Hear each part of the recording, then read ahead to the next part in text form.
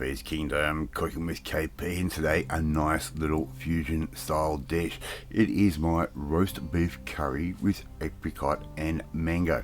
It's actually two Indian curries that I've sort of blended together to give you an amazing flavour.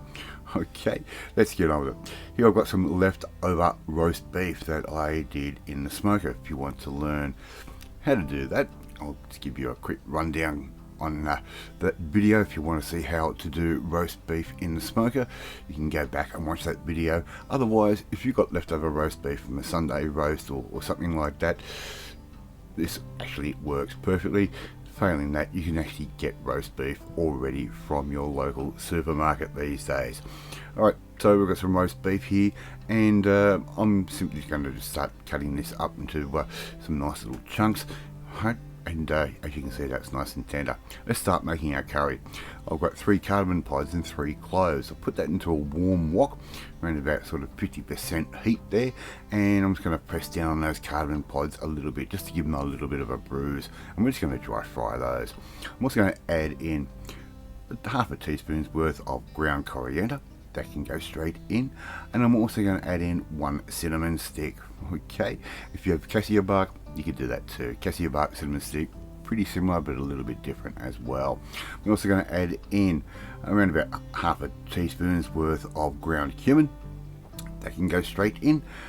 Give all of that a little bit of a dry fry, and I've also added in a teaspoon's worth of garam masala. Use the garam masala of your choice.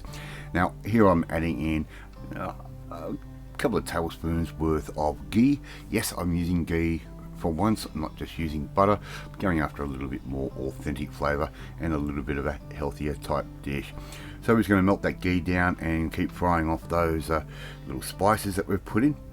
Not going to take you very long at all, and this is a great way to use up some leftover meat. You could even use roast chicken on this particular curry as well. It will work just as well. 1 medium onion finely diced. We're just going to add that straight in. I'll let that start to fry off and go a little bit translucent. I get a little bit of cookie happening on them. It's not going to take very long at all for those. So just give those all a little bit of a stir from time to time, and as you can see, they're sizzling off in that ghee there. Alright, I'm going to add in a tablespoon's worth of garlic paste and a tablespoon's worth of ginger paste. Sometimes using the paste is a little bit easier, and it does give you a great flavour as well. So we're just going to stir that all through. Make sure we get everything out of our little ramekin there. Right, so we're just going to keep stirring these off, let those onions sweat off a little bit more, and let the garlic and ginger sort of infuse into that ghee. Now here I've got about 750 grams worth of leftover roast beef. Right, you can make sandwiches with it, you could do this, you could do that, but look, let's make a curry today. The flavour will be amazing, trust me. Right, so we're just going to stir that through, and any of the fats that are in the meat still, they'll start to break down, and that meat will start to tenderize up a little bit. 1 400 gram can of crushed tomatoes. Okay, we're going to put 1 can in for now, give all of that a bit of a stir, and we're going to add a second one in as well. We're going to go for a nice rich flavour for this particular curry, and it doesn't take very long to do. It's going to take you about 20 minutes or so to do, and the flavour in the end is absolutely worth it. A little bit of beef stock, probably around about sort of half a cup's worth, that can go in just to add a little bit more moisture and to get things sort of rumbling along and cooking along. We're just going to simmer that just like I'm doing right there, stirring from time to time, make sure everything is getting an equal amount of heat. And if you haven't tried making your own curry from scratch before, it's not that hard.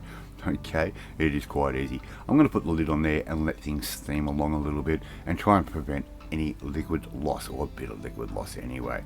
Alright, I've had that in there for about sort of 5 minutes or so. We haven't lost much liquid at all, and as you can see, that sauce has really loosened up. I'm going to add in 1 mango that we have diced up.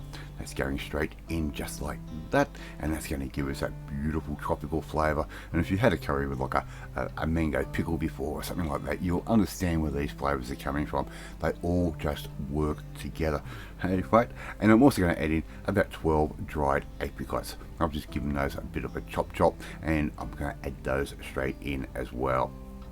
Okay, now things are really starting to come together. Now this is going to be a curry that will serve a family of 4 quite easily. Now if you like a bit of spice in your curry, add a green chili, right, fresh green chili, add that in. I have to be careful adding that in. Mrs. KP doesn't go well with capsaicin. It really affects her body in certain ways. I'm going to add in around about 250 ml worth of Greek yogurt, or just a yogurt of your choice. Greek yogurt does work the best. It sort of holds its shape and thickens up our sauce quite nicely. So we're just going to keep stirring that through.